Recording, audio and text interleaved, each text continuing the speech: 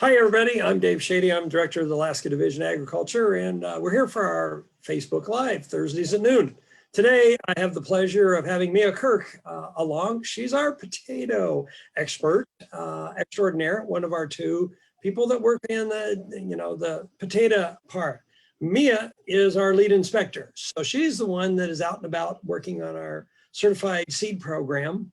And so over at the PMC, we kind of grow these beginning zero generations, and then it comes over and Mia helps the farm in the industry, the farmers grow out to seeds, which then grow up, and then we have potatoes in the grocery stores and at the farmers market. So we thought, it's starting into spring, time to start talking about growing things. And so Mia volunteered to kind of give a slideshow of our certified seed program, and then we're going to go through that. We'll talk a little bit about what she does and how we are building the industry in Alaska. I think that's one of our exciting growth industries is for seeds, and potatoes definitely been going for quite a long time. We're growing, and we grow for local production. We actually have exports out of Alaska for seeds. So it's pretty excited that it's also an export industry as well. So what we're gonna do is she's gonna run through about 20 minutes worth of slides. If you can ask questions. Hopefully not that long. Hopefully not. All right, well, we'll save a little time at the end for some questions. And so with that, Mia, why don't you go ahead and introduce yourself, tell them how long your background a little bit, how long you've been with the division, and then we'll do the presentation, and John and I will work on questions and when we get to the end. Thanks, Dave. Again, my name is Mia Kirk, and I guess this is I'm going on my 14th year working for the Division of Agriculture. When I first started as an agriculture inspector, I started, part of the work that I did was working in more on the potatoes themselves. And I would work with our local producers and farmers in their grading sheds and looking at potatoes and defects associated with those potatoes, and as they were bagging them for the stores. So my first 7 years, I hung out a lot in potato barns and sheds, and learned a lot from our farmers about potatoes. So I got to see that side of things. And then after Bill Campbell retired, I started doing field certification for seed potatoes, which is the plant, not necessarily the actual tuber that we're looking at. So today I kind of want to up front talk about two different terms that I'm going to be using interchangeably. So seed potatoes are potatoes that are the purpose of seed potatoes are for planting. And then we have table stock potatoes, which are actually for the purpose for eating. So, in this presentation or these slides, a potato isn't necessarily a potato. So, and we're going to talk about that and get to the nuts and bolts of that in the presentation. So, John, okay, thank you. So, what are certified seed potatoes? So, I talked about a seed potato. It's meant to be planted. So a certified seed potato is actually something that meets the standards of the official seed certification agency for the state. And actually the Division of Agriculture is that certification agency. So the Division of Agriculture for the state of Alaska sets standards for our producers, and they have to follow those standards in order for their seed lots to be certified. So that's kind of the gist of what seed potatoes certification or certified seed potatoes are. And Alaska is one of 17 states that have a certified seed potato program. I just kind of want to mention here that you would think that we're part of 17 states and that those standards would be uniform, and that's not necessarily the case. So there's definitely reasons for that. Each state sets a certain standard for their seed lots to be certified. And a lot of times it has to do with disease pressure in those states. So for example, when we're certifying seed potatoes in the field, we're looking for certain diseases and pathogens. And so there's a certain amount that is allowed in each lot from each state, if that makes sense. So they have certain standards. And Alaska actually has the strictest tolerances in the nation because we have very little disease in our environment. So And I'm going to talk about that here in a little bit, talk a little bit more about the diseases that we're worried about. Dave has mentioned in his previous, Facebook Lives that we're clean. We want to keep ourselves clean. And I'm hoping that you can get further understanding on that with these slides coming up here shortly. So what is measured? Again, I talked about viruses and bacteria and fungi. Varietal purity is also measured in certification. I think that's really important up here in Alaska because we do have such a short growing season. And, our growers and the Plant Material Center, they grow potatoes that are, basically going to do well up here in Alaska. You want something that's early maturing. You want something that's going to do well and thrive in Alaska. And so varietal purity is important because if you go to a store and you're looking for a certain variety because you like the characteristics of that variety and you buy it and it's not that variety, then that's a problem. So that we're not going to really touch base so much on varietal purity, but I just wanted to mention that it is part of certification. Also involved, I'm sorry, can you go back? I'm not done, John. Okay, so there's 2 field and 1 storage inspection. And that's kind of what's involved with field certification. Last year, we had 288 lots, almost 90 varieties on 16 farms with 42 acres that were certified in Alaska. Next slide. So I was talking about some of the viruses and diseases that we're concerned about. I'm not going to highlight all of those, but that certification looks for. But nationally, I do want to touch base on potato virus Y because this is one that is very problematic in the lower 48 states. It's the #1 cause for seed lot rejections. And so it's problematic because it's always changing. There's multiple strains and it's really hard to see visually in the fields when things change, as well as control. So pesticide use in the lower 48, trying to control potato virus Y. Aphids is something that transmits that virus, and so that's problematic. So potato leaf roll virus is another one that is measured in certification as well. Both are spread by aphids. Aphids in your garden can be problematic on certain crops. Typically with potatoes, they're just on them. They're not really causing problems. It's not something that you feel you need to treat your garden for aphids for potato or on potatoes. But when there is virus that, when the aphis is the vector to spread the virus, that can become an issue. And so for farms down in the lower 48, they have made multiple cocktails of insecticides trying to control these diseases. In Alaska, we have very rare to little occurrence of these viruses. And we have a very strict tolerance for our disease standards. Again, the strictest in the nation of 0.1%. So both of these do affect tuber quality. Potato leaf roll virus, you could see some internal necrosis, some dead tissue in your tubers. On the right-hand side of the screen there, potato virus Y. With the changing of the strains, they're starting to see like ring spotting on potato tubers or the dotted tubers that actually come from infected plants. And then you can see on the right-hand side, and that's actually the Yukon Gold variety is very susceptible to that. And that's a very popular variety. So it's very concerning. Next slide. Thank you. Bacteria is another pathogen. We look for bacteria, pathogens in our fields as well. Ring rot is, there is zero tolerance. I mean, that's something that does match across the board for certification. There is zero tolerance for bacterial ring rot in seed certification across the nation. It is very contagious. It is the most serious, I would have to say, bacterial pathogen in the United States that affects potatoes.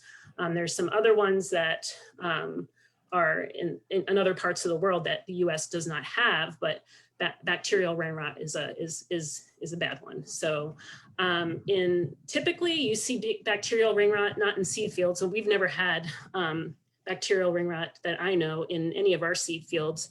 Lower 48, they have had instances of seed fields get bacterial ring rot, and basically those seed fields have shut down for multiple years to try to exterminate it. But typically, in the lower 48, they've found it more in commercial fields or table stock fields. Those fields are pretty much they don't get inspected. And typically, if it is found in a seed field, like in the lower 48, they have traced it back to, sharing of equipment of a commercial or table stock field or something, because it's very contagious. And that's how seed fields can get, infected with that, just sharing of equipment and just things like that. So yes, we did have a detection in Alaska in 2011. It wasn't in a seed field. We did have a detection of it, but it's been about 10 years. So we want to keep that pathogen out of Alaska. Next slide. Fungal pathogens. So, I just wanted to mention this one. Rhizoctonia is something that, when I was first looking at potatoes in grading sheds years ago, it's definitely something that we do measure in certification. It's very easily, it has a lot of different symptoms that we can diagnose in the field for seed certification. So it's pretty easily detectable. We do measure it. It's, as you can see on the potato, the red potato on the screen, there, it almost looks like dirt is on the potato. So that's the sclerotia. It's like it's almost like a dirt that you can't wash off. You actually have to get your finger under it to flick it off. And it is a fungus. So, it's something that will remain in the soil. So if it's something that you introduce into your garden, it might be hard to get out. So that's I just kind of wanted to point that, Rhizoctonia, that fungal pathogen, just kind of show that one. Late blight is something that is, again, that's across the board nationally in certification. Fungal pathogen, probably zero tolerance, kills plants, can kill an entire crop. Potatoes will rot in storage. I'm not aware of late blight ever being found in our seed fields here in Alaska, but we have had some detections in our state in 1998, in 2005, and in 2011. So that's something that, it's been about 10 years, but we definitely want to keep that out of the state. We actually have some other efforts the division has done to mitigate the risk of its introduction. So, and we'll talk about that here in the next slide, I think. So per Alaska state regulations, I think that these have been in effect since I think the 1950s, Dave, correct me if I'm wrong, but so as far as certified, as far as seed potatoes coming into the state, so potatoes for the purpose of planting, as I mentioned earlier, they have to be certified, or if they're sold in the state, they have to be certified. That has been a regulation since the 1950s. And our quarantines, we've had a late blight quarantine in effect since I believe the early 1990s, and that restricts the movement of seed potatoes and tomato plants into our state. And so as far as seed potatoes, they actually have to be visually inspected for late blight, and tomato plants as well. And tomato plants actually have to be sprayed with a approved fungicide before actually entering our state. And those certifications must accompany those shipments of tomato plants. So if you see tomato plants on the shelves at your nurseries and greenhouses from out of state, those have to meet the conditions of our quarantine, because tomato plants have been known to carry that late blight disease. And actually, the way a government can trace everything, they can trace back, late blight infestations to particular strain types that are with tomatoes. So it's very interesting. So that those two things are highly regulated. We do not want late blight to come into our state. And like I said, it's been 10 years. So Columbia root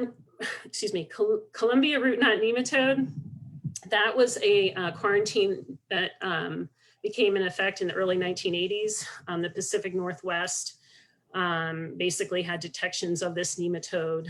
And then therefore the state of Alaska, we implemented a quarantine of movement of seed potatoes from locations that in Washington, Idaho, California, Oregon, Nevada. And so nematodes are microscopic roundworms. So they're really hard to detect without very extensive surveying, soil surveying. So nematodes some people get beneficial nematodes and those are fine. This is not a beneficial nematode.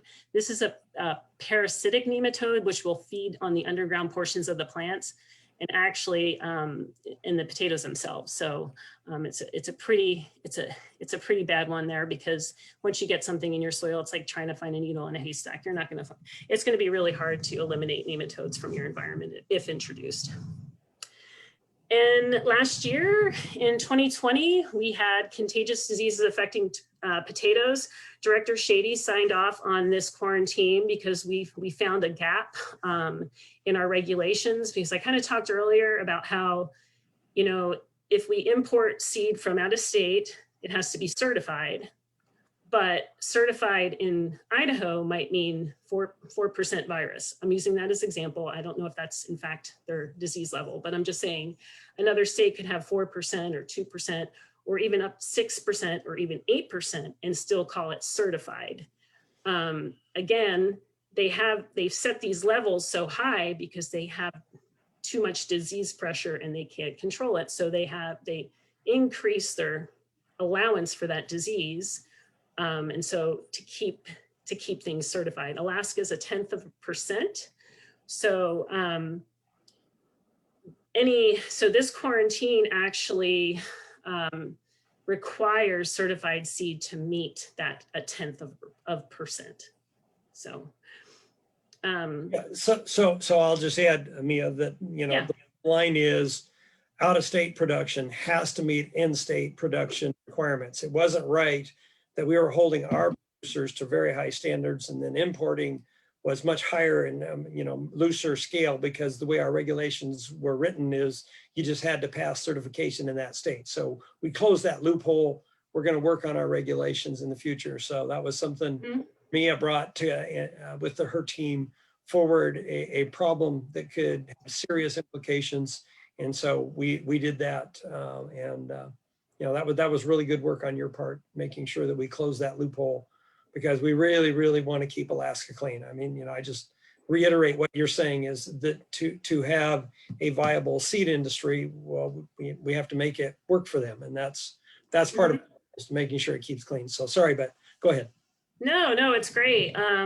Again, because if you have all this disease coming in, the bugs can spread it. So it's something that's protecting our industry and in our environment as well. So, and as well as keeping our growers, as far as they're not having to, basically be cleaner than what's coming in, held to a higher standard, basically. So it's a good thing. So table stock, again, I talk about those words. That's table stock potatoes are meant for food versus certified seed. When you're talking about, here in Alaska, sometimes, myself as a certification official going out looking at fields, there is a chance that I will inspect both table and, because some of the growers have both their table and they're certified together, and then they decide what they want to sell. And so it's all inspected.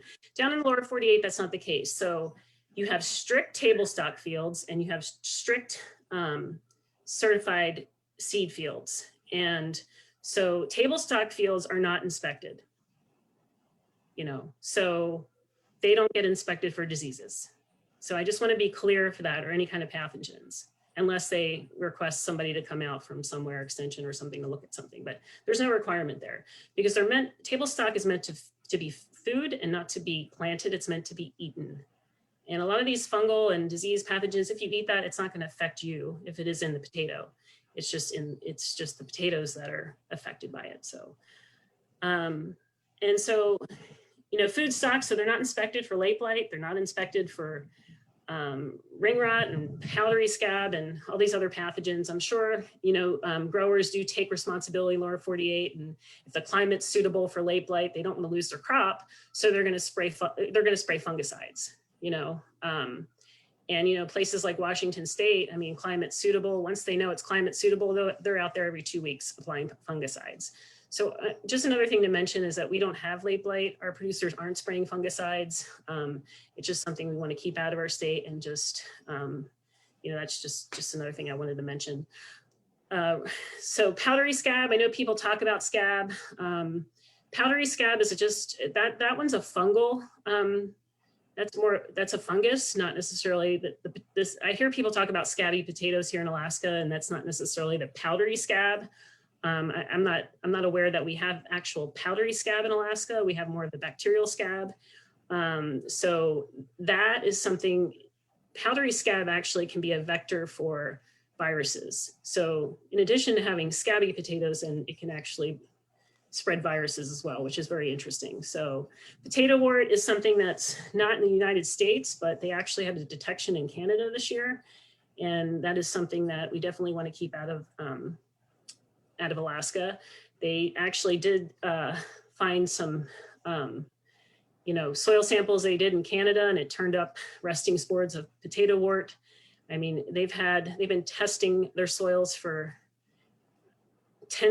I don't know, a long time, and they're still coming up every once in a while with a positive. So it's something that it's really difficult to get rid of once you introduce into your environment. And one thing I wanted to mention too is, Alaska, we're always like, okay, we're cold. We're not going to get, we're not going to have all these issues, but, all this stuff I'm talking about, Alaska is climate suitable for. So it's not something that we can say we're cold and it's going to freeze up and go away. And so that's not the case. So like late blight, climate suitable, potato wart, climate suitable, ring rot. I mean, those pathogens can be introduced in Alaska and stay in Alaska. So that's just something that I want to reiterate. And again, once we introduce these pathogens and diseases, then there's an increased use of pesticides. And that's something that right now our producers do not have to do. And we want to remain not having, they don't want to spray chemicals unless they have to. So, and that's just another point I wanted to bring up. I have a quick little story I wanted to talk, as far as insects, as far as climate suitability, I don't think that we are climate suitable for potato beetle or some of these other insects that may affect potatoes. But I think it was a couple summers ago, I was on a vacation right before field season. So it was right the end of June. I start doing seed potato field inspections, early part of July. And I got a text from a grower and he showed me this picture, and I was trying to look at it on my phone, and I was actually in Juneau. I was visiting my friend, and it was actually sunny in Juneau, and it was a nice weekend. And I get this picture, and it's of a potato, not a suspect potato beetle, immature stage of a potato beetle that the producer was saying. And I kind of got this pain in my gut, and I was looking at it and looking and here, we came to the determination. I actually contacted our friends at Extension as well, and that it was actually the immature stage of the ladybugs, a ladybug. So they look very similar, the potato beetle immature stage and the ladybug immature stage. And in some ways it didn't make sense, because I was like, I didn't see any adults. I didn't hear of anybody talking. You would obviously see adults before you would actually see, the immature stage of a potato beetle. And so, but still it was kind of like, oh my God, you want to take it seriously. And it just so happened to be the year, of course, ladybugs are eating aphids. And so, and so there was a lot of aphids that year. So it kind of made sense, but I just wanted to share that story. But we do take bugs seriously. Next slide.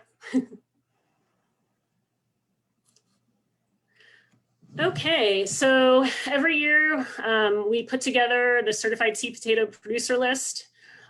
These are for growers that want to be listed. This isn't necessarily all inclusive. We do have other producers that do certify their potatoes. They just don't want to be contacted. So this is put out and should be on our website here or updated here shortly. And so, but we do want to let people know that you really should contact your greenhouses and nurseries and see if, when they're going to be getting their local potatoes and from our producers. Next slide.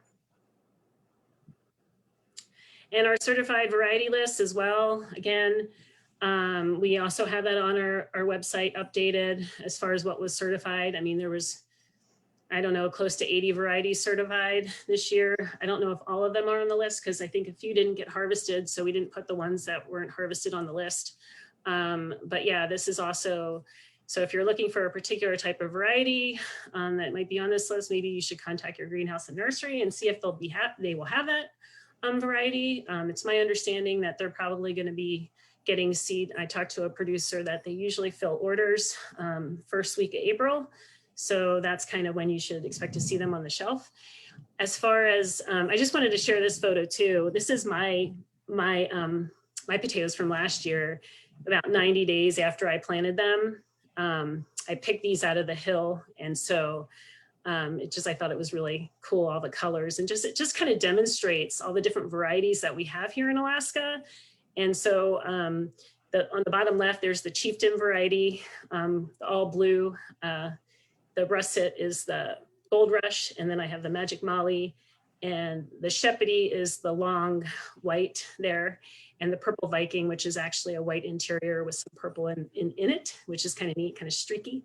And then, of course, the Yukon Gold. Although I have to say, I usually don't plant Yukon Gold. This was my first year I did. I typically am a German Butterball person, but I did not get that seed this year.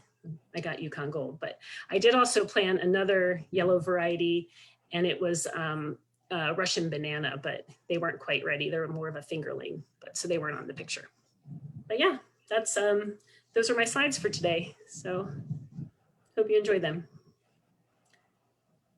If you have any questions about certification, I mean, or if you want to, in general, here's my contact information. And thank you. Great. So we do have a couple of questions. And so we were talking before we started, and I said there's going to be a Walmart question, and of course there is. So the question is, are the seed potatoes at Walmart as clean as the ones found locally? Okay, so again, I think after the quarantine that was signed last year, they have to meet our requirements for certification. So yes. So the answer is Alaska's clean environment, but they will meet our requirements for the maximum allowed. So while you can't say they're as clean as Alaska, because Alaska grows some of the cleanest there is, they do meet our requirements. Yeah. So that's the legal nuance versus why we suggest you buy local, because we think that's a better product. And we really believe that. And how they met the requirement. I mean, I'm sure there was a lot of pesticides and insecticides and fungicides. I don't know. I'm not going to make that assumption. I shouldn't. But yeah, in order for them to be sold in at retailers, they have to meet our requirements as of last year on that, and since last year. Right, and Walmart did follow the rules and turned some shipment didn't meet the regulations. So kudos for supporting our industry. And another question here is, the cooperative extension grows and tests different varieties. When do those get approved to be sold as certified seed taters to buy locally and plant in our gardens? The cooperative. So the short answer is they don't. Yeah. Okay. So we need to do experiments and tests, but these are not going to be certified seeds for commercial use. They would have to go through, Extension could do that. They could grow these and have me and her team certify them. But if they want to sell them, they're going to have to go through that process. And I'm not aware of Extension having done that process, at least recently. So it's another thing for them to be doing experiments. And I don't know if you got anything to add, Mia. I think that they did a harvest where they let people come out and harvest, but I wasn't aware of any actual seed being sold at the Extension office. Right, right. So, they do some great work, and they're very well aware of the problems with the pathogens and that. So, they're cooperating. They work with us. We work with them. So I'm not saying that there's anything wrong with their potatoes, because that's not what we're saying. But they're not. Their goal is not to sell seed potatoes. So you're kind of mixing experiments and experimental work and research work with commercial seed production. And so I guess that's the line I'm trying to draw. So how do you control what seed potatoes are coming into Alaska? That's a great question.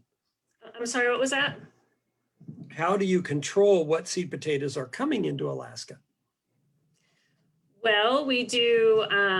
So we do actually send out a letter out to our local nurseries. So if, a reminder, I think we've been doing it ever since I started with division about our quarantines and what's required to be sold in retail. So I believe that industry is very familiar with what the requirements are. And during our surveillance work, if we go around, we make sure that they're in compliance with our regulations, and we've been doing so, like I said, since I started. As far as your somebody ordering through a seed catalog company or something like that, we've done some outreach, especially with the last quarantine, making sure they meet our standards. So I think we contacted about 24 seed catalog companies to let them know what our requirements are. And so that's kind of, so we do put some effort there, and we just do random surveillance on the ground when we have time. Right. So basically, yes, it's more of a challenge to deal with internet sales, but we do that. We can go on the internet. We read too. And so we will go out and look. And if we see somebody that we know doesn't understand our rules, or we know we haven't sent them a letter, we'll let them know. And then if I can guarantee you, if somebody sends something into this state, they haven't met our requirements, they start a problem, they're going to be dealing with the ramifications of that problem. We have, I'm part of the National Association of State Departments of Agriculture, and some seed come from out of state. And I actually had a chat with the inspection people from that state and made sure that they went back out and double checked on their end. So, all of our state departments of agriculture divisions, whatever name we have, we work together because we are trying to support, long-term food production for our entire country. That's a key element. I mean, seed potatoes and certification is part of us having sustainable agriculture. And a lot of people don't understand that. We're not regulators for being regulators' sake. We're regulators to protect the industry and to protect the food supply. And we take that seriously. And so Mia's not only does seed potatoes, she'll be inspecting a lot of other things. And the division, working in conjunction with USDA, has a lot of power when we find a pest or a pathogen in our food supply, and we protect our environment as well. So, that's go ahead. There's one thing I want to add to the public. And I have to say, over the years, like, I've gotten calls from people like in just places I wouldn't even expect to get calls from about, so-and-so I went to the store the other day and they're selling tomato plants, and they've never sold tomato plants. And I don't know, I thought there's a quarantine out there. And then, it's amazing. I think it's these quarantines, I think Alaskans, find it important as well. And so they let us know, and we can follow up from there. Right. So we're getting ready to close up. I think we got a lot of the questions answered. Rusty's been putting some information in from our plant material center, which will be good for you. So I think let's close about, and I think we've kind of got a little bit about why we don't plant our food potatoes, but why don't you close out and just explain again why you don't grab something out of the refrigerator and go throw it in your garden? Because, we know the bad results can be that, but let's make sure that we're real clear on why we're trying to be clear on seed should go in your garden, not something else. So again, I mean, those potatoes were meant for food. They weren't meant for planting. And so they're not inspected, and one thing to point out too, like a lot of the pictures are like the worst case scenario. You see a potato, and it's anytime you look at anything, it's always the worst case scenario. But there's always like little minor, there could be a little bit of inoculum in that potato that you might not see, the actual scab on there, because you might not actually see, because if you see something in a table stock bag and you look at it, you're like, oh, it looks okay, I'm going to throw it to the ground. But sometimes you can't actually visually see it on the potato, but it's there. And so it's just something that can take into consideration as well. So again, seed table stock is meant for food. Certified seed potatoes are meant for planting. I mean, Right. And it's not just the disease going to affect the potato. It can cross and go into a lot of other things in your garden. crops. Yeah, a lot of, So there are some that are not just potato, tomato, but that can cause all kinds of havoc in your garden. And as Mia has said over and over, it is very difficult to solve some of these problems when they start. So this is where an ounce of prevention is what you want to do. And so with that, Mia, thank you very much for Yay. your time today. Really appreciate it. Thanks all for joining. I enjoyed it. Thank you. Take care. All right. Bye all. Bye.